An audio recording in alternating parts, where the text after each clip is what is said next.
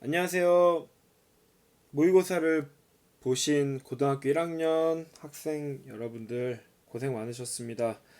자, 고등학생이 되어서 처음 보시는 모의고사일 텐데 매우 당황스럽고 이제 낯선 경험이었을 거예요. 근데 앞으로 이제 고등학생이면 모의고사라는 걸 봅니다. 이렇게. 그리고 모의고사 중에 유일한 필수 과목 바로 한국사 영역을 여러분들이 조금은 더 신경을 더 쓰게 될 겁니다.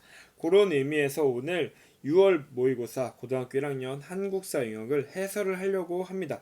오늘 본 시험 같은 경우는 시험 범위가 그 전에 이제 안내가 되었었는데 중학교 역사 시간에 배운 내용 중에 한국사 부분을 시험 범위로 한다라고 되어 있어서 여러분들이 중학교 때 배운 내용이 얼마나 기억이 나는지가 중요하셨을 거예요. 그쵸? 잘 기억이 안 나는 부분도 있었을 거고 한번 요 해설 강의를 통해서 쭉 따라오면서 한번 기억을 되살려보고 앞으로 고등학교에서는 어떤 식으로 배울지를 지금 말해줄까요? 자, 고등학교 1학년 학생들은 바로 올해부터 바뀐 교육과정에 해당하는 교과서로 한국사를 배웁니다. 이전과 다릅니다.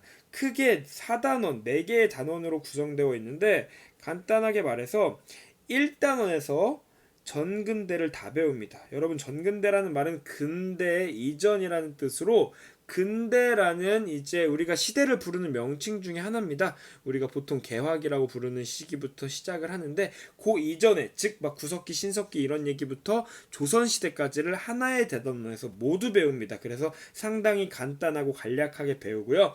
2단원에서는 바로 그 근대의 시작 그리고 우리가 다양한 이제 서양 문물을 받아들이고 근대 국가로 나아가는 그 시작 단계의 시기, 개화기를 배우고요. 그리고 3단원에서 우리가 일제의 침략을 받아서 점령받았던 시기, 일제강점기를 배우고 4단원에서 현대사라고 해서 광복 이후에 해방 이후에 6.25 전쟁 그리고 대한민국 정부에서 대통령들 이런 얘기를 배웁니다. 이걸 봤을 때 무슨 느낌이 들어야 되는 거냐면 2, 3, 4단원이 예전에 우리가 이렇게 불렸던 근현대라고 불렸던 부분이 상당히 강화되고 많은 비중을 차지한다는 겁니다. 여러분들도 이걸 참고해서 앞으로 요 단원에 조금 더 주목을 해서 즉 그 앞에 1단원은 그럼 어떻게 되겠어요? 좀 더 큰 굵직굵직한 이런 흐름에 맞춰서 공부를 하고 2, 3, 4단원에서 조금 디테일한 부분을 잡아가면 충분히 1등급 받을 수 있으실 겁니다. 그리고 실제로 문제를 이렇게 한번 풀어보도록 하겠습니다. 자, 좀 TMI가 많을 수도 있는데 최대한 이제 각 보기들도 좀 보면서 살펴보도록 할게요. 처음이니까. 자, 1번 가문화유산으로 옳은 것은 이렇게 나와 있는데요. 자, 한국사 동아리 부스의 상징 종합물 쭉 나오고 비파용 동검과 함께 고조선의 문화 범위를 알려준다고 합니다. 그리고 청동기 시대 지배층의 권력을 보여준다고 합니다. 뭡니까? 바로 비파용 동검 그리고 이 탁자식 고인돌 요게 바로 고조선의 영역을 알려주기도 하고 지배층의 무덤으로서 당시의 권력, 지배층의 권력 그리고 계층, 계급이 발생했다는 것을 보여주는 유물이 되겠죠? 자, 5번 다 정답이 되겠고요. 1번 같은 경우 자, 주먹도끼죠? 이건 언제예요? 구석기 시대. 이걸 다 적을까요? 자, 2번은 뭡니까? 빗살무늬톡이죠? 바로 신석기 시대. 요렇게 풀어 나가는 겁니다. 어떤 보기에 해당하는 뭐 그림이 됐건 뭐 이제 앞으로는 글자가 많이 나올 텐데 요것들이 바로 어떤 시대에 해당하는지를 알면 그것만 알아도 한 35점은 그냥 맞는다고 생각하시면 됩니다. 조금 더 이제 헷갈리고 디테일한 것들도 있을 테지만 이 어떤 시대인지만 알아도 35점은 그냥 맞습니다. 참고해 주세요. 3번 이건 백제 금동대항로죠. 백제. 특히 백제 금동대항로 같은 경우는 뭐 도교적인 상징, 불교적인 상징을 다 갖고 있다는 것으로 유명하죠. 4번 같은 경우는 뭘로 보입니까? 바로 화폐입니다. 돈입니다. 특히 이 돈 같은 경우는 한자를 여러분들이 뭐 읽지는 못하실 수도 있는데 상평통보라고 하는 바로 조선 후기 때 전국적으로 유통됐던 화폐입니다. 조선 후기 때 화폐가 유통되면서 조선 후기를 상품 화폐 경제가 발달했다고라고도 부르게 됩니다. 그래서 답은 5번 쉽게 고르면 되겠고요. 자, 문제 풀다가 조금 여러분들이 어려워했을 만한 문제가 있으면 별표 같은 거 쳐서 끝날 때 한 번 더 언급을 해드리도록 하겠습니다. 자, 밑줄 친 이 나라에 대한 설명으로 옳은 것은 나오네요. 어떤 나라일까요? 이 나라는요, 한강 유역을 중심으로 건국이 되었대요. 뭐 조선시대 이런 것도 생각이 날 테지만 쭉 읽어보면은 마한을 복속시켰다. 근초고왕이 고구려를 공격했다는 얘기가 나오네요. 그렇죠? 그러면 이제 백제에 대한 얘기가 되겠네요. 백제. 요렇게 이제 그 나라에 대해서 그 그림이나 사진, 사료 이런 거에 해당하는 키워드, 답을 이렇게 적어놓고 보기로 가셔야 됩니다. 그래야 실수가 없고 헷갈리지 않습니다. 그리고 각 보기들도 어떤 내용에 해당하는 건지를 각각 적으면서 답을 체크하셔야 됩니다. 자, 1번 웅진으로 천도하였다. 여기 바로 답이 1번으로 나오네요.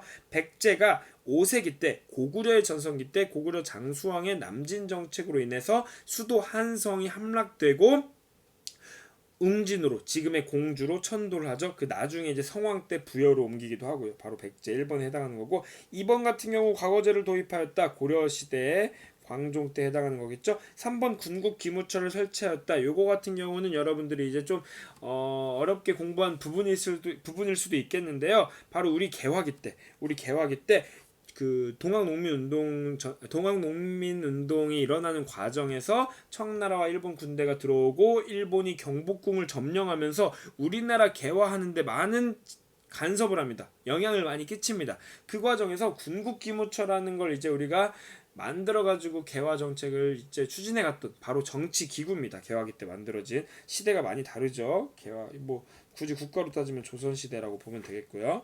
일본의 조사시찰단을 파견하였다. 이것도 이제 우리가 개화기 때입니다. 개화기 때 일본과 강화도 조약을 이제 체결하고 일본이 저렇게 강력해진 그런 이유가 뭘까? 배울 게 있으면 배워보고 한번 보러 가자 하면서 조사하러 간 겁니다. 관찰하고요.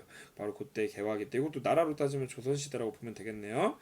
자, 읍군삼로라 불리는 군장이 있었다. 자, 군장이 그 나라를 동네를 지배하던 우리 초기 국가에 특히 옥조 동해에 해당하는 얘기가 되겠습니다. 답 1번 고르면 되겠고 백제가 아니니까요. 3번 다음 문화유산을 만든 나라. 다음 문화유산 보면 뭔지 아시겠습니까? 초등학교 때 많이 가보셨을 텐데요. 바로 석굴암 본존불이네요. 석굴암 본존불이 아니라 세 글자네요. 석굴암이라고만 고르면 되겠네요. 석굴암 경주라는 힌트도 있고요. 유네스코 세계문화유산으로 등재됐던 이 석굴암 어느 나라에서 만들었습니까? 나라잖아요. 그렇죠? 바로 신라죠. 신라, 통일신라 때 만들어진 건데 신라를 우리가 찾아봅시다. 1번 향안을 작성하였다. 향안이란 말이 여러분들 어려울 수도 있겠는데 향안이라는 것은 바로 조선시대에 양반들이 향촌에서 이제 향촌 지배 또는 향촌 자치 또는 향촌 사회를 이제 이끌었다 이런 표현으로 교과서에 등장하는데 그 향촌에서 양반들이 끼리끼리 모여가지고 나름의 힘을 지배력을 행사합니다. 그러면서 자기들끼리 모임도 많이 하고요. 향회 유향소 같은 것도 이제 설치가 되고요.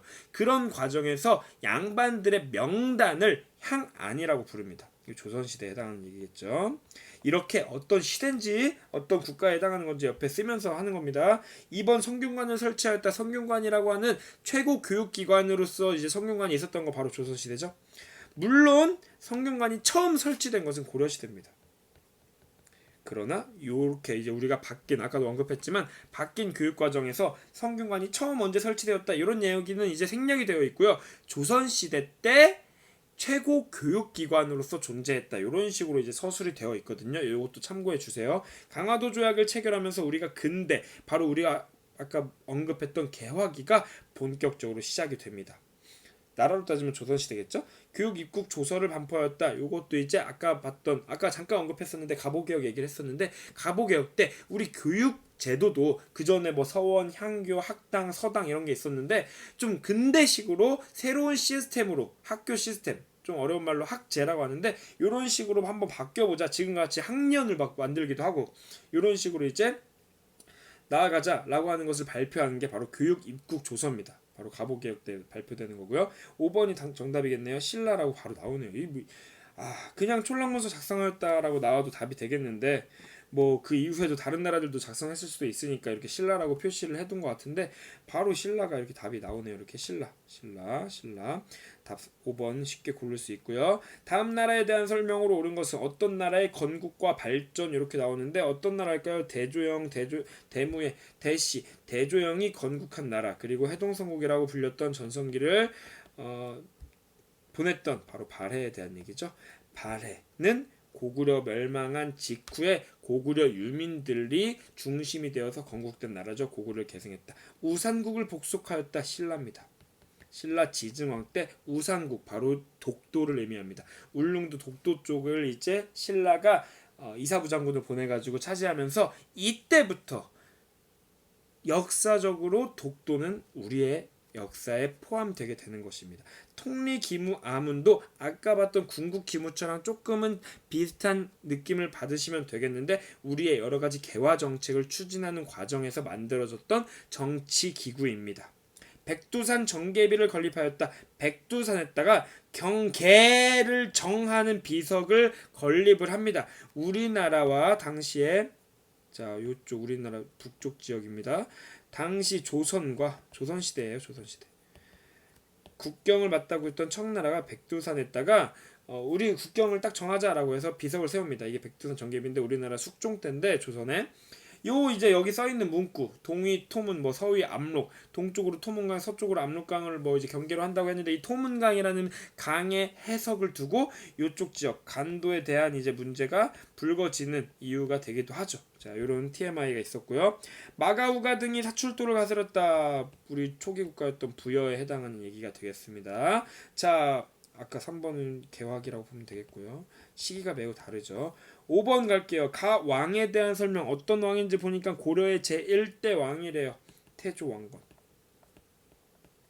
고려의 1대 왕 태조왕건 우리가 이름까지 알고 있네요. 왕건에 대한 설명으로 옳은 것은 자 대가야를 정복하였다. 이거는 신라의 저기 뭡니까 진흥왕 때입니다. 진흥왕. 여러분 내신 시험에서는 이게 좀 헷갈리게 나올 수도 있는데 법흥왕 때 금관가야 그 진흥왕 때 대가야를 정복하면서 가야가 완전히 멸망을 하고 신라가 전성기를 이제 누리게 되는 거죠. 별무반을 조직하였다. 고려시대죠. 고려시대 왜 조직했습니까? 여진을 정벌하기 위해서. 고려 어떤 장군이 한 명 이름 등장하는데 무신은 아니지만 장군으로서 이제 문신 출신이지만 장군으로 역할을 했던 바로 윤관이라는 인물과 관련된 얘기가 되겠죠. 그 여진을 우리가 정벌하는 데 성공하고 동북 구성을 건설하죠. 자, 후삼국을 통일해서 고려를 건국하고 후백제 멸망, 신라 통합하면서 이 후삼국이 통일이 되죠. 그 고려가 신라 이후에 이 한반도를 재통일했다. 이렇게 이제 보시면 되겠고요. 신라가 먼저 멸망하고 그다음 후백제입니다. 신분제를 폐지하였다. 여태까지 몇천 년 동안 지속됐던 신분제가 바로 우리 개화기 때 갑오개혁 때 폐지가 됩니다. 이거 개화기 이렇게 보면 되겠고 대한국 국제를 반포하였다. 대한국 국제라고 하는 지금 따지면 법입니다. 법인데 대한국 국제라는 법은 또 어떤 특징을 가지냐면 고종이 러시아 공사관에서 다시 이제 덕수궁으로 돌아오면서 우리 그만 이렇게 외국에 막 간섭받는 거 지긋지긋하다.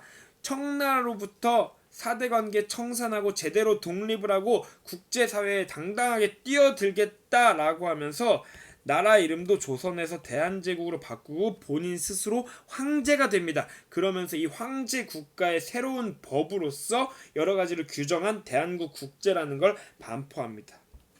고종에 해당하는 나라 이름이 아니라 고종에 해당하는 얘기겠죠. 고종 황제. 답은 3번이 되겠습니다. 자, 6번 갈게요. 다음 상황이 전개된 시기. 여러분들이 한국사 문제를 풀다 보면은 시기 문제가 나오게 되면 조금 어려움을 느낄 수가 있습니다. 자, 볼게요. 어떤 상황인지. 묘청이 왕에게 건의를 하기를 저희가 보니 묘청도 나오고 서경도 나오고 아주 좋은 땅이래요. 수도를 옮기래요. 수도 옮긴다는 말 좀 어렵게 말하면 천도죠. 금나라가 공물을 바칠 것입니다. 이렇게 나오는데 바로 묘청의 서경천도 운동을 보여주는 거겠죠. 그런 사료죠. 이런 걸 사료라고 합니다. 사료, 역사 사료. 이런 사료인데 자 이게 언제냐라고 보면 되겠는데 묘청의 서경천도 운동은 이제 고등학교에서 교과서에서 어떤 식으로 배우냐면 고려 시대를 지배했던 지배층을 5단계에 걸쳐서 배웁니다. 호족, 문벌귀족, 무신정권, 권문세족, 신진사대부. 그 중에 문벌귀족이라고 하는 사람들이 권력을 잡았던 그 시기에 후반부로 갈수록 점점 부정부패가 많이 일어나고 나라가 혼란스러워집니다. 교과서에서는 그것을 문벌귀족 사회의 동요라고 부릅니다. 그것을 그 문벌귀족 사회의 동요 상황을 단적으로 보여준 두 가지 사건으로 바로 이자겸의 난 그리고 묘청의 서경천도 운동 또는 묘청의 난을 배우고 이렇게 혼란스러워진 문벌귀족 사회 더더욱 안 좋아지는 모습을 보이기도 하고 무신들을 무시하고 차별하면서 무신들이 그걸 참지 못하고 무신 정변이 일어나죠. 요렇게 이제 무신 정권이라는 새로운 이제 지배층의 세대로 나아가게 되는 겁니다. 그런 이제 흐름 속에서 묘청의 서경천도 운동이 나오는데 근데 이게 이자겸의 난도 묘청의 난도 다 문벌 귀족 사회란 말이에요. 근데 여기서 답을 3번으로 우리가 고를 수 있는 또 다른 이유를 설명을 하자면 바로 이 금나라가 특징입니다. 금나라는 우리가 원래 여진이라고 불리던 그 전에 말갈이라고도 불렸는데 이 친구들입니다. 근데 우리가 윤관 때 여진족을 정벌한 다음에 동북구성을 건립을 하잖아요. 건설을 하잖아요. 근데 이 땅을 여진족한테 다시 돌려줍니다. 이 여진족이 요걸 발판으로 해가지고 영토를 확대 막 부족들 통합하면서 상당히 강해지고 나라 이름을 금나라로 바꿉니다. 그리고 중국 지역 만리장성 너머까지도 영토를 차지하는 정말 강한 국가가 됩니다. 그때 이 친구들이 예전에 알던 여진족이 아니다 라고 하면서 고려 니네 우리 이제 함부로 무시 못할걸? 우리한테 오히려 조공을 갖다 바쳐라. 사대를 해라. 라고 요구를 합니다. 그때 바로 집권자였던 이자겸이 이 사대 관계를 수용하면서 우리가 조금은 굴욕적인, 조금은 비참한, 조금은 속상한 이 여진 금나라와의 관계가 이렇게 나오게 됩니다.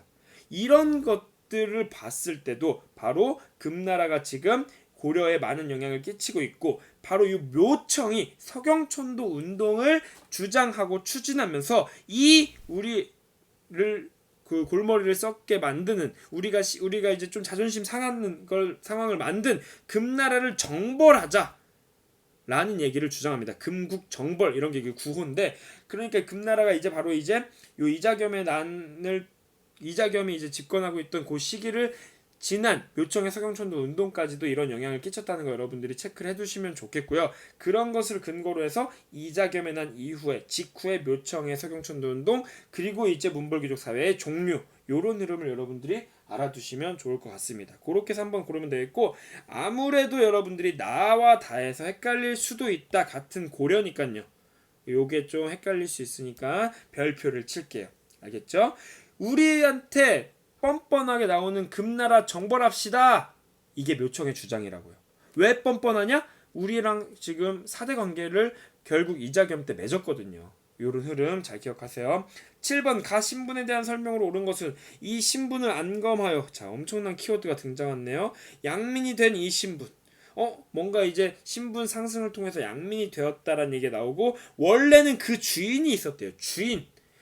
뭔가 주인이라는 건 어떤 물건의 주인이잖아요. 어떤 물건과 같은 대우를 받았던 바로 노비를 의미합니다. 노비.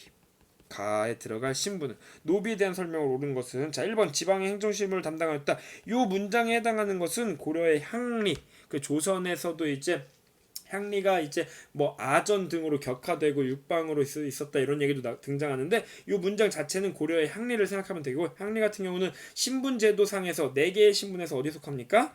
바로 중류층에 속하죠. 이 정도만 뭐 기록해두면 좋을 것 같고요. 여러 대에 걸쳐 고위 관료를 배출한 거는 뭐 특정 어떤 신분이라기보다는 귀족이라고 봐도 되고 양반이라고 봐도 되겠고요. 어쨌든 노비는 아니자 이 말이죠. 백정 자 백정이 조선시대에는 소잡고 돼지잡고 이런 천한 신분으로 대우받았지만 농민으로서 백정 같은 경우는 고려시대입니다. 고려시대고 요 문장이 뭐에 해당하냐 그 신분으로 따지면 고려시대 평민 그 대부분 농민들이 차지했던 이제 평민이고요. 재산으로 취급되어 매매, 사고팔고, 상속, 물려주고 물려받고의 대상이 된 게 바로 노비가 되겠죠. 제가회의에 참여하여 제가회의 고구려의 귀족회의죠. 귀족 말 그대로 귀족. 특히 여기 나오는 귀족은 근데 고려시대 귀족이나 조선시대 양반과는 성격이 다릅니다. 오히려 왕보다도 더 큰 권력을 행사했습니다. 바로 삼국시대에 중앙 집권 국가로서 이제 고구려 백제 신라가 이제 중앙 집권 국가로 완성되기 전에 연맹체 국가로서 부족장의 힘이 셀 때 이 귀족 회의도 상당히 큰 힘을 발휘했거든요. 그때 해당하는 얘기. 자, 삼국시대 귀족 어쨌든 귀족이에요. 부족장 또는 귀족 또는 부족장. 자, 이렇게 그 4번 답인 거 알 수 있겠죠? 지도를 활용한 탐구 주제로 가장 적절한 것은 자 보면은 귀주성의 승리, 처인 부공민의 승리, 충주성 항전 막 이렇게 나오네요. 여러분 혹시 귀주만 보고 뭐 귀주 대첩 생각하면서 막 뭐 거란족이 쳐들어왔는데 강감찬 장군이 이겼다 이렇게 이제 너무 섣부른 판단을 하고 문제를 풀면 안 될 것 같습니다. 여기 처인 부공민, 여기 용인에 있는 처인 부곡이라는 마을에서도 우리가 승리를 했다라는 거고 충주성에서도 맞서 싸웠다라는 거. 그리고 결정적 힌트, 주요 전투지 말고 여기 개경 옆에 강화도를 중심으로 이동을 누가? 삼별초가 이동하는 것을 보여주고 진도로 갔다 제주도로 갔다. 이게 뭡니까? 바로 몽골이 쳐들어왔을 때 우리가 맞서 싸우는 모습을 보여주는 거죠. 자, 이 얘기를 벌써 답을 선생님이 얘기하니까 답을 바로 이렇게 체크할 수 있겠네요. 거란의 침입과 격퇴, 저기 뭐 강감찬 얘기가 나오거나 서희, 강동육주 이런 얘기가 나오거나 그러면 되겠죠? 자, 병자호란의 발발과 병자호란은 이제 청나라가 쳐들어온 거죠. 우리나라 조선시대 때. 몽골은 어떻게 쳐들어와요? 고려시대. 바로 답도 다 써있네요. 그렇죠? 나당전쟁, 신라와 당나라가 힘을 합쳤다가 다시 이제 사이가 안 좋아지죠. 그 전쟁을 치러가지고 신라가 당나라를 매소성, 기벌포 등에서 무찌르고 좀 불안정하지만 삼국 통일을 이룩하죠. 자, 외구의 침입과 신흥무인 세력의 성장, 고려시대 말에 외구들이 많이 이거 같은 고려시대네요. 근데 이제 고려 말에 이 몽골은 이제 많은 이제 힘이 빠져서 영향력을 많이 이제 보이지 못하고요. 그 우리 고려가 거의 끝나갈 때쯤에 외구 일본 애들이 자꾸 쳐들어옵니다. 요때 이 외구를 격퇴하면서 매우 인기를 끌었던 세력 바로 신흥무인 세력입니다. 대표적인 사람 누구예요? 최영 장군, 이성계 장군 이런 사람들이 바로 신흥무인 세력이죠. 이 사람들 중에 이성계 장군을 이제 중심으로 해가지고 새로운 나라 조선이 건국되게 된다. 요 얘기까지 TMI로 했고요.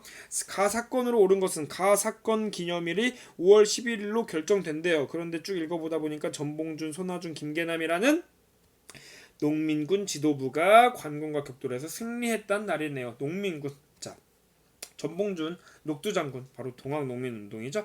이 동학농민운동이 그 상당히 초반에 강한 모습을 보입니다. 그래가지고 여기 지금 밑에 표 같은 거 보면은 각자 막 무슨 도시들에서 자기들이 추천하는 날짜를 막 제시를 하는데 막 백산 이런 데서 이제 만나가지고 집회도 하고 집결해가지고 이제 잘 어떻게 싸워 나갈지를 정하기도 하고요. 황토현, 황룡촌 이런 데서 관군 즉 조선 정부 군대를 이기기도 하고요. 조선 군대 그 정부에서 발등에 불이 떨어지니까 청나라에 연락을 해가지고 군대 좀 잠깐 빌려달라고 했는데 일본도 같이 들어오죠. 그 청일이 우리나라에 같이 들어오게 되면서 뭐야 이거 너무 이제 일이 커졌는데 하면서 조선의 정부에서 농민군과 당시 농민군은 이제 전주성까지 함락한 상태였거든요. 이 농민군과 화해를 하죠. 화약을 맺는 전주 화약까지 이렇게 이어지는 하나의 흐름 다 동학농민운동에 해당하는 얘기가 되겠습니다. 요런 방금 말한 디테일한 흐름까지는 시험에 출제되기가 힘듭니다. 근데 이제 요런 얘기들을 바탕으로 어떤 주제인지를 맞추어내는 게 중요한 겁니다. 알겠죠? 나머지 뭐 그냥 쑥 볼까요? 홍경래에 난 조선 후기에 그 평안도 지방에 대한 차별에 대해 반발하면서 일어난 거고 백제 부흥운동, 백제 멸망된 이후에 임술농민봉기도 조선시대 세도정치 끝날 때쯤에 너무 살기 힘든 거예요. 농민들이 그 농민봉기 조선 후기. 자, 물론 동학농민운동이랑 성격은 비슷할 수도 있는데 디테일한 게 많이 다르죠. 망이망소의 난은 이제 고려시대의 무신정권 때 천민들이 그리고 천민뿐만 아니라 농민들도 이제 하층민들이 봉기를 일으킨 사건입니다. 살기가 너무 힘들으니까요. 자, 동학농민운동 10번 가에 들어갈 내용 뭐가 복잡하게 써있는데 주제가 있고 농업, 광업, 상업, 수공업에서 이런 것들이 사건들이 이제 나오기 시작했고 성장하고 등장하고 유행하고 발달하고 확대되고 출현했대요. 조금 어려운 거 보여줄까요? 모내기법 이런 거 말고 덕대 같은 경우는 자 민간에서 지금 광산 은이나 금을 이제 캐는 것을 허용했는데 그런 것을 이제 담당했던 사람을 덕대라고 부르기도 했습니다. 사상 같은 경우는 대규모 자본을 가지고 아주 이제 대규모 거래를 했던 이제 개인 이제 상인이 매우 큰 형태로 발전한 모습이고요. 도고 같은 경우는 특정 품목을 독점, 매점 매석해가지고 값을 올려 팔아서 부자가 된 상인들, 이런 사람들. 선대제 같은 경우는 물건을 이제 주문을 받고 파는 방식을 선대제라고 하고요. 민영 수공업 발달, 원래 수공업자들, 즉 물건을 만드는 사람들은 국가에 소속돼서 물건을 만들었는데 바로 정답에 바로 이제 접근을 하는 겁니다. 바로 조선 후기 때 이 개인적으로 독립적으로 활동하는 수공업자들이 매우 활발하게 등장하고 지금 배운 이런 사실들을 하나로 묶어서 하나의 흐름으로, 하나의 방향으로, 하나의 조선 후기의 특징으로 우리가 상품화폐 경제가 발달했다라고 표현합니다. 아예 교과서 단원의 제목입니다. 이게. 그러면서 이제 상품 작물 또는 화폐의 활용 전국적이 아까 봤던 상평통보 같은 게 유통이 되고요. 그러면서 뭐 지금과 같은 완전한 자본주의 이런 건 아니지만 그런 조금의 시작, 아주 미미하지만 그런 시작의 모습이 등장하는 게 바로 조선 후기입니다. 이렇게 보면 되겠고, 요게 이제 명확히 답으로 골랐고, 나머지 요거는 보기는 생략을 할게요. 뭐 토지지 관련이 없는 거기 때문에 자 굳이 알 필요는 없을 것 같습니다. 11번 물론 다 알아야죠 사실은. 자 너무 TMI가 많은 것 같아서 다음 문화유산 청자를 만들었대요. 고려청자. 고려시대라는 나라에 있었던 사실로 이 옆에 있는 평창에 있는 월정사 팔각 구층 석탑도 고려시대 아주 유명한 다각 다층 각도도 다양하고 층수도 다양한 이런 탑으로 유명하고 같이 나오는 게 항상 나오는 게 경천사 이제 10층 석탑 뭐 이렇게 나오기도 하는 거 다 고려에 해당하는 얘기겠죠. 자 고려 시대 볼게요. 1번 균역법이 시행되었다. 조선의 영조. 자 기기창이 설치되었다. 이것도 이제 개화기인데 다 같은 조선 시대인데 단원이 아예 달라집니다. 개화기라고 이제 쓰도록 할게요. 많이 요때 이제 우리가 서양 문물을 막 받아들이면서 서양식으로 또는 근대적인 모습을 많이 보여주는데 요때 이제 막 신문 같은 것도 편찬하기 위해서 박문국이라는 것도 만들고 화폐를 찍어내면서 전환국도 만들고 기기창도 만들고 또 뭐죠? 근대식 병원 같은 것도 이제 만들고요. 그런 것들이 이제 만들어지는 바로 개화기에 있었던 일이고요. 훈민정음 창제 조선 세종대왕 독서상품과 통일신라 유교 이제 공부를 강조하면서 유교 경전을 얼마나 읽었는지 막 테스트한다 그랬죠? 자, 그렇죠? 이런 말 하면 좀 안 되겠네요. 뭐 수업을 안 했을 수도 있으니까 들으시는 분들께서 팔만대장경이 조판되었다. 바로 고려시대죠. 몽골의 침입에 대항하고 저항하고 이겨내기 위해서 불교의 힘을 보여줘야 되겠다 하면서 이제 팔만대장경을 이제 만들게 되는 거죠. 11번. 12번. 가 전쟁 중에 있었던 사실 어떤 전쟁일까요? 조선시대에 있었던 전쟁인 것 같은데 일본에도 영향을 미쳤대요. 바로 도요토미 히데요시가 일으킨 무슨 전쟁이에요? 임진왜란. 이렇게 해서 임진왜란 이제 문제 찾으면 되는데 요 얘기에 대해서 조금만 얘기하자면 요 이삼평이라는 사람이 이제 등장을 하는데 임진왜란 때 우리나라에서 잡혀간 도자기 장인이에요. 도자기를 참 잘 만드는 사람인데 이 사람이 잡혀갔는데 일본에서 우리나라 도자기를 상당히 좋아해서 이삼평한테 많이 배웁니다. 많이 기술을 배우고 아예 이삼평이 이제 눌러 앉아서 물론 초반에 협박을 많이 했겠죠. 눌러 앉아 살게 합니다. 근데 이 도자기 문화가 일본에서 상당히 많이 발전하면서 이 이삼평이 조선 출신임에도 불구하고 도자기의 조상, 막 도자기의 시조, 도자기의 레전드, 전설보다는 레전드 이런 취급, 이런 대우를 받습니다. 이런 거 이제 관련된 얘기가 이제 이렇게 등장을 합니다. 비석도 있고요. 바로 임진왜란에 대한 얘기, 한산도 대첩에서 승리하였다. 이렇게 보면 되겠고요. 바로 나오네요. 다음 2번 프랑스군이 외교장각 도서를 약탈하였다. 프랑스가 쳐들어온 얘기네요. 지금 일본인데 바로 이건 병인양요. 흥선대원군 때 있었던 병인양요에 관련된 얘기고 최후는 항전을 위해 강화도 이것도 아까 지도 나왔었는데 삼별초와 관련되고 몽골과 관련된 거. 몽골 위에 건 프랑스. 이성계는 위화도 회군으로 권력을 장악했다. 이건 뭐 특정 어떤 뭐 전쟁 이런 건 아니고 이성계가 이제 최영을 배신하고 위화도 회군을 한 다음에 권력을 장악한 다음에 급진개화파들과 급진파 신진사대부와 손을 잡고 조선을 건국하는 과정에서 일어난 사건이죠. 서희의 외교 담판으로 강동 6주를 획득할 때고 거란과의 다툼. 거란 보면 되겠고요. 자 13번 가 사건으로 이 사건으로 옳은 것을 보면은 우정국 개국 축하연에서 반대파 인사. 자 이거 다 키워드죠. 개화당이 등장하고요. 이 사람들이 누굽니까? 급진개화파예요. 대표적인 사람 누구 있어요? 김옥균, 서광범, 홍영식, 박영효 이런 사람들이 중심이 되어서 전쟁을 일으켰는데 뭐예요 이거? 첫째 날, 둘째 날, 셋째 날 공사관으로 피신. 일으켰다가 바로 피신 3.1천하로 유명한 바로 갑신정변이죠. 그쵸? 자, 이것도 뭐 나머지 보기에는 이모곤란 이제 군대들이 이제 이거 다 설명해줘야 되나요? 자, 신식 군인들이 등장하면서 별기군이라고 구식 군인들이 차별을 받잖아요. 요거에 이제 불만 일으켜서 일으킨 거. 을미사변은 일본 애들이 일본이 이제 친러 정책을 펼치는 그 명성황후 민비를 이제 죽이는 사건이죠. 아관파천 이거에 겁먹어서 고종이 러시아 공사관으로 도망 이동해가지고 이사가가지고 머무는 그 아관파천이라고 하고 청일전쟁 아까 동학농민운동 때 우리가 청나라 군대를 불렀는데 일본도 같이 와가지고 우리나라 땅에서 싸웁니다. 청나라 일본이 거기서 일본이 승리하면서 우리나라가 일본의 영향력을 상당히 많이 받게 되는 거죠. 갑오개혁도 많이 일본의 영향을 받았고요. 요렇게 보면 되겠고 14번 교사의 질문에 대한 학생의 답변으로 가장 적절한 것은 보면은 자 무슨 법의 시행 나와 있는데 집집마다 내던 토산물이 뭘까요? 특산품 뭐 이렇게도 봐도 되는 건데 그 땅에서 생산된 물건입니다. 물건이나 먹을 거 이거를 내는 거에서 이거 대신에 쌀이나 돈, 옷감 같은 것도 화폐처럼 사용됐거든요. 이걸 내래요. 그러니까 우리 조선시대에 백성이라면 꼭 내야 되는 세금이 세 가지가 있잖아요. 조세, 공납, 역. 근데 이제 공납에 대한 것을 개편하는 과정에서 이제 만들어진 게 바로 광해군 때 보기 메이네요. 지금 시간은 새벽 1시 10분이네요.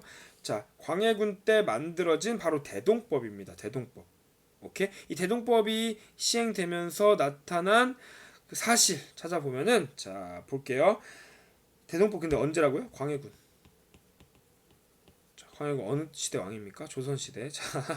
자, 이 100년 걸렸다는 것도 이 대동법의 특징이기도 하고요. 자, 1번 노급을 폐지하였어요. 너무 이 시대가 너무 생뚱맞습니다. 이 언제예요? 통일신라 때. 신라의 뉴스페이퍼 킹이 아니라 신문왕 때 노급을 폐지하고 관리들에게 관료전을 지급하였다. 이렇게 나오죠. 그렇죠?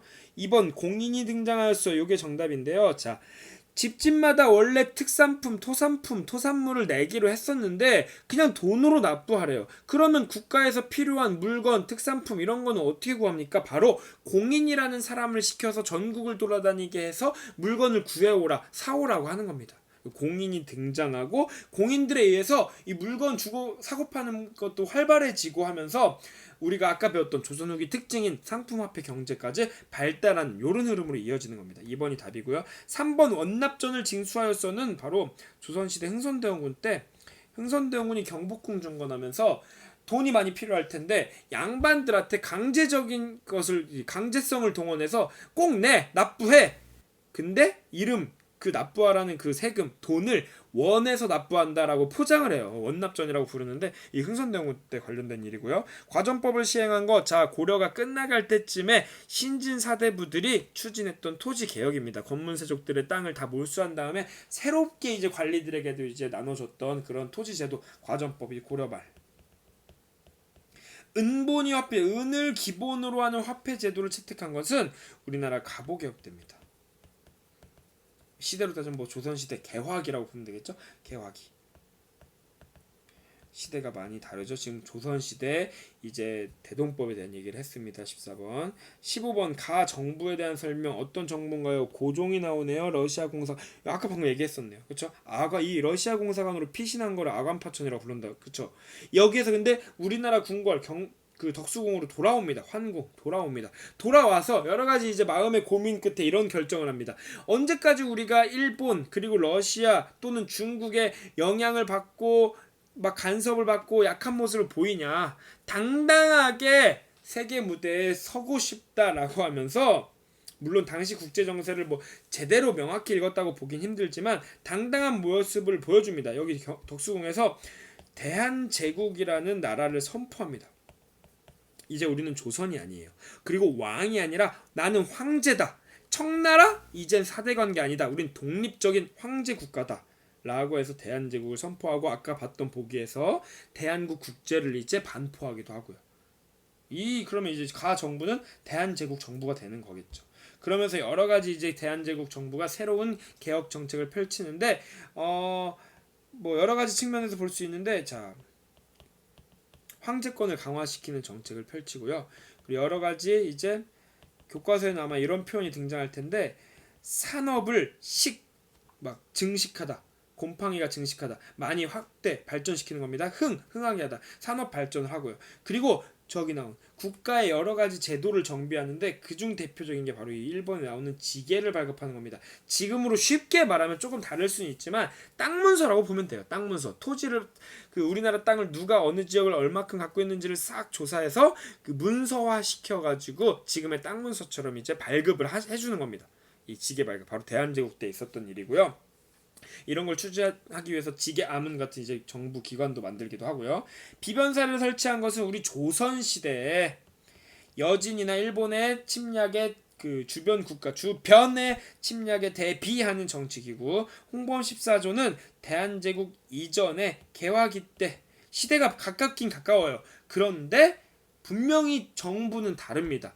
조선 정부라고 봐야 됩니다. 개화기 때지만 이 개화기 때 갑오개혁 때 이제 발표하는 홍범 14조 여러 가지 개혁의 방향을 설명하는 조항들이 이제 담겨져 있는 문서예요. 문서 발표입니다.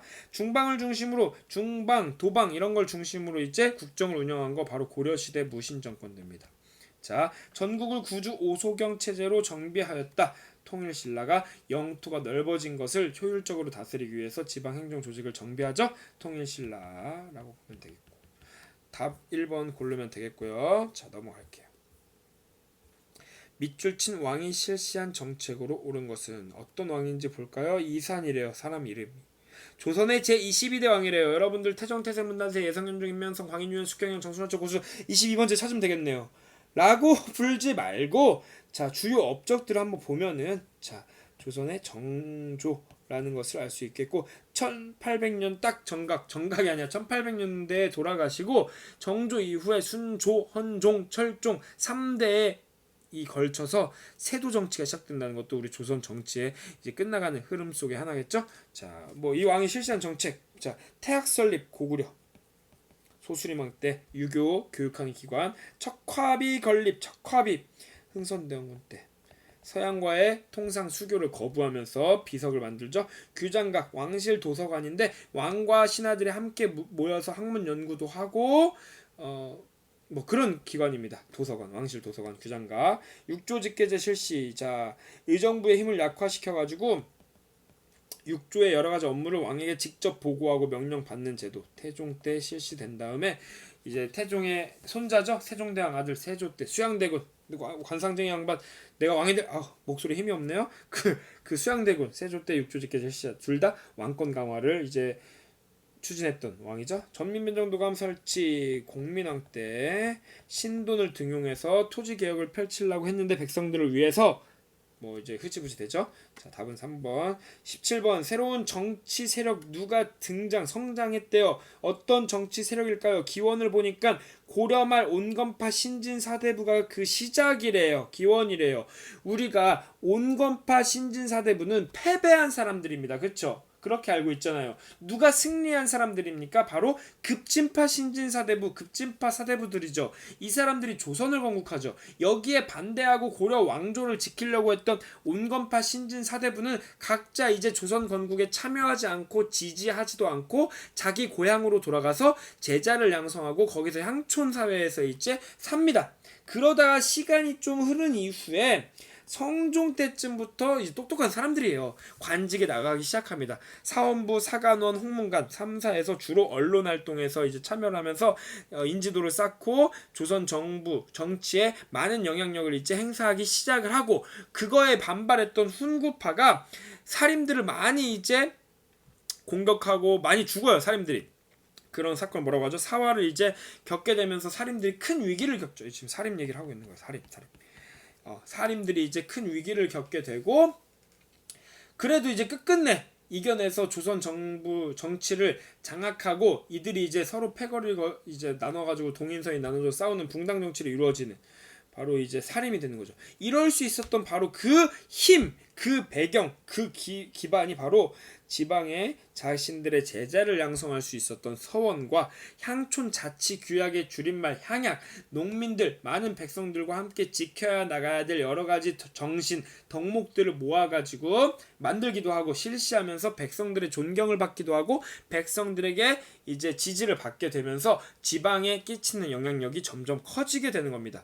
이러면서 조선의 중앙 정치에도 진출을 매우 활발하게 할 수 있었던 겁니다. 바로 사림에 대한 설명. 그래서 답 5번까지 고르면 되겠고, 골품제를 비판하였다. 골품제는 신라의 신분제도인데 이것 때문에 신라가 썩어간다, 망해간다라고 비판했던 사람들의 육두품입니다. 정사암 회의, 아까는 제가 회의가 나왔는데 이건 백제의 귀족 회의죠. 백제 귀족. 그쵸? 음서와 공음전의 혜택을 누렸던 건 이제 고려의 귀족입니다. 문벌 귀족, 특히 문벌 귀족인데 그냥 고려의 귀족. 자, 교정도감을 중심으로 국정을 운영하였다. 고려의 최씨 무신 정권이 교정도감이라는 정치 기구를 만들어서 여기서 국정을 운영했어요.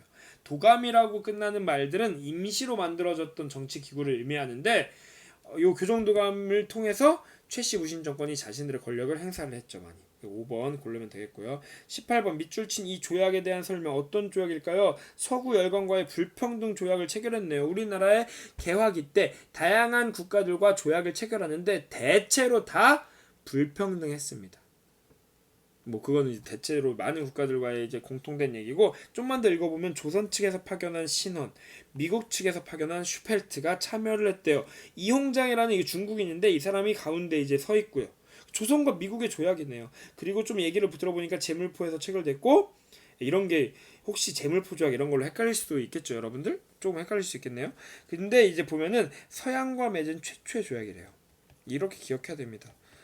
조미수호 통상조약. 서양과 맺은 최초의 조약이고 또 여러 가지 특징을 가지고 있는데, 바로 그냥 우리가 최초로 맺은 근대적 조약은 일본과 맺은 강화도 조약이고요. 서양과 맺은, 서양, 미국 또는 미국 쪽이나 유럽 쪽, 이 서양과 맺은 최초의 조약은 그 미국과 최초로 맺었단 말이에요. 조미수호 통상조약이고, 이 조미수호 통상조약의 여러 가지 특징 중에 이런 게 있습니다. 바로 거중조정이라고 하는 거. 어떤 나라가 좀 위기에 빠졌을 때 그 나라를 도와줘야 된다는 게 조약에 써 있고요. 영사재판권이라고 해서 미국에서 파견된 영사가 조선에서 일어난 이제 미국인이 저지른 죄를 재판할 수 있는 치외 법권과도 이제 의미가 통하는 이제 표현인데, 이런 우리나라에서 사고친 미국인을 미국 법으로 맘대로 처벌하는 거예요. 조금 불평등한 모습이 점점 느껴지는 거 보이십니까? 관세 자주권, 물건을 이제 다른 나라로 수입하는 과정에서 이제 관세라는 것을 이제 붙이는 데 있어서 자주적인 것을 규정을 하긴 하고요. 뭐 이런 거는 이제 이런 것들을 통해서 우리가 조미수 통상조약의 특징을 알 수 있는데, 엄청난 특징이 하나 더 있습니다. 바로 4번에 나오는 최국 대우의 조항이 바로 최초로 포함된 게 조미수호 통상조약입니다. 최국 대우도 이제 얘기를 막 길게 하면 상당히 길어지는데 간단히 말해가지고, 조선이랑 지금 미국이 조약을 체결했잖아요. 그쵸? 여러 가지 조건이 이제 있습니다.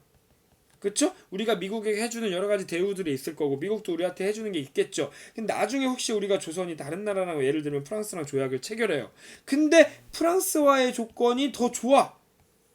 미국이 여기서 이런 걸 요구할 수 있어요. 우리도 프랑스와 니네가 맺은 더 좋은 조건, 즉 최고의 혜택을 받게 조약의 내용을 개정하자, 이런 걸 합니다. 다른 나라 국가들이 다 이걸 요구해요. 최국 대우. 조선은 다 최국 대우로 대우해 준대. 그러면서 우리만 뭐 점점 손해 보는 거죠. 이런 것들이 이제 체결된 포함된 조약이 바로 조미수호 통상조약에서 최초로 되고요. 앞으로 맺게 되는 조약들에서 이 최국 대우가 자주 등장하고요. 일본이랑은 최초로 맺은 강화도 조약 때 최국 대우가 없었지만 나중에 조약 내용이 바뀌면서 최국 대우도 나중에 포함이 됩니다. 그 시작이 바로 이 조미수호 통상조약이었다. 1번 삼포회란, 이거는 조선시대입니다. 일본, 우리가 부산포, 제포, 연포, 삼포를 개항해서 일본인들이 무역하게 했는데 여기서 이제 난동을 피우죠. 후금과의 하위, 후금, 여진족이 나라 이름을 후금으로 바꾸고 우리를 쳐들어오는 정묘호란을 우리가 형제 관계를 맺기로 하고 화의를 맺게 되죠. 화의라고 하는 건 화해, 휴전 이렇게 보면 되겠고요. 통신사의 파견이 재개된 거, 임진왜란이 끝나고 우리나라랑 일본이랑 좀 어색했는데 우리가 많이 이제 화가 났죠. 근데 일본의 새로운 지도자 도쿠가와 이에스가 우리랑 다시 무역을 합시다. 사진 좀 제발 보내주세요 해서 우리가 보내주는 게 바로 통신사죠. 자, 5번 영국이 거문도를 불법 점령하게 된 것은, 잘 보세요. 우리가 미국이랑 지금 최초로 서양 국가와 조약을 체결했잖아요. 그 이후에 독일, 뭐 영국 여러 국가들과 조약을 체결하거든요. 그 이 중에 러시아가 있어요. 러시아가 우리랑 체결을 했는데 여러 서양 국가들에 비해서 상당히 우리나라랑 가깝잖아요. 그쵸? 그러면서 러시아가 우리나라에 많은 영향력을, 자꾸 목이 아프네요, 끼치려고 합니다. 근데 당시 유럽 지역에서 러시아랑 라이벌 관계였던 영국이 저 러시아가 우리 유럽 지역에서는 여러 유럽 국가들이 잘 견제를 하고 있었는데 이 조선을 통해서 남쪽으로 진출하고 남쪽에 따뜻한 얼지 않는 항구를 얻으면 러시아가 더 강해지겠다, 이걸 견제하고 막아야 된다라고 하면서 이 조선에도 죄송합니다, 목이 베어요, 말을 많이 해서. 조선에도 영국의 영향력이 있다라는 걸 보여주기 위해서 조선의 여수 쪽에 있는 거문도에 영국이 군대를 파견해서 점령을 합니다. 이게 거문도 사건인데 바로 조민수 통상조약 이후에 있었던 그 사건이고, 이런 사건들을 통해서 우리가 우리 정말 지금 다른 열강의 많은 간섭의 주인공이 되고 있다, 차라리 중립을 선포할까, 이런 중립파론이 이제 일어나기도 하는 그런 흐름과 연관되는 일이라고 보면 되겠습니다. 조민수 통상조약보다 훨씬 뒤에 있었던 일입니다. 답은 4번 고르면 되겠고, 요것도 좀 약간 헷갈릴 수 있겠네요. 별표 쳐놓을게요. 최국대우. 자, 19번 대화 거의 다 끝나갑니다. 대화에 나타난 정책으로 실시한 인물 당백전, 경북군 공사, 사창제, 흥선대원군입니다. 흥선대원군이 여러가지 개혁 정책을 펼치는데 경복궁을 다시 짓는 과정에서 기존에 쓰던 화폐보다 100배나 값어치가 높은 화폐 당백전을 찍어냅니다. 이것으로 월급을 주고 막 이제 경제가 이루어지는데, 그러다 보니까 물가가 상승하고 오히려 조선의 경제가 혼란스러워지는 이제 부정적인 영향을 가져오기도 하는 당백전이고요. 사창제 같은 경우는 이제 우리나라에 예전부터 있던 환곡이라고 하는 거 있잖아요. 봄에 이제 빌려주고 이제 이자를 붙여서 그 갚게 하는, 요걸 이제 좀 더 싸게 좀 백성들을 구휼하기 위해서, 백성들 배고픔을 좀 극복하기 위해서 했던 제도, 흥선대원군에 해당하는 정책이고요. 이 흥선대원군에 대한 설명을 옳은 것, 1번 국자감을 설치하였다, 고려시대와 관련된 거고요. 호포제를 실시하였다가 정답입니다.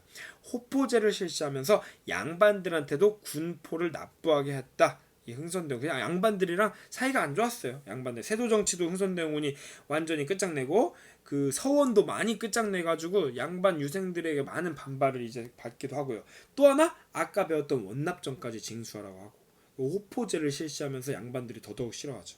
22담로를 설치하였다, 백제에 해당하는 거고, 경국대전을 완성하였다, 조선시대 성종 때 조선의 법전이 완성이 되죠. 초계문신제를 시행하였다, 조선의 정조에 해당하는 얘기입니다. 정조가 아까 봤던 정조가 또 나오네요. 정조가 이제 막 관리가 된 좀 낮은 신분의 낮은 관직의 이제 그 문신들을 모아놓고 이제 서로 토론하면서, 그리고 또는 가끔은 정조가 가르치기도 하고요. 이런 과정을 이제 거치는 것을 거쳐가지고 이제 인재를 등용하는 그런 걸 초계 문신제라고 합니다. 답 2번 흥선대원. 마지막 문제입니다. 가단체에 대한 설명으로 옳은 것은 독립문을 만들었던 단체이고 서재필이 등장하네요. 독립협회. 자, 보기 볼게요. 1번 만민, 바로 답이 나오네요. 신분, 재산에 상관없이 누구든 모여서 토론하고 의견을 제시하시오, 이런 행사였습니다. 그러면서 어떻게 보면 지금 우리가 누리고 있는 데모크라시, 민주주의의 정말 가장 시작 단계의 모습의 시작이라고 볼 수 있어요. 이런 것들 독립협회가 했던 이제 아주 중요한 일이었죠. 그리고 신한결사 운동을 전개하였다. 이거는 뭐 고려시대 진울이나 뭐 요새, 백년결사, 수선사결사, 진울이 이제 수선사결사, 요새 같은 경우 백년결사 같은 거 추진하고요. 이제 불교를 개혁하는 운동입니다. 교조신원운동은 동학농민군들, 동학교도들이 억울하게 죽은 우리의 교조, 우리 종교의 조상, 그 창시자 최재우의 그 억울함을 풀어주십시오, 이런 걸 추진한 걸 교조신원운동이라고 하고요. 보부상들이 중심되어 조직됐다라는 단체가 있는데 바로 한국협회인데, 요게 독립협회랑도 상당히 대응하는 점에 있습니다. 고종이 자꾸 독립협회에서 방금 언급했듯이 민주주의니 뭐 입헌군주제니 뭐 공화정이니 이런 걸 주장하니까 자신의 권한이 막 흔들리는 거예요. 왕권이 약화되고 황제 권한이. 그래가지고 자신들을 따르는 그 보부상들을 중심으로 황국협회를 만들어서 둘이 싸우게 합니다. 싸우게 해요. 그 다음에 둘 다 해산시켜요. 이 독립협회를 해산시키기 위한 이런 작전을 펼친 거예요. 독립협회와 관련된 이야기. 답은 아니겠죠. 황국협회니까. 청소년 수련단체에서 국가조직으로 개편됐다라는 문장은 신라의 화랑도에 해당하는 얘기가 되겠습니다.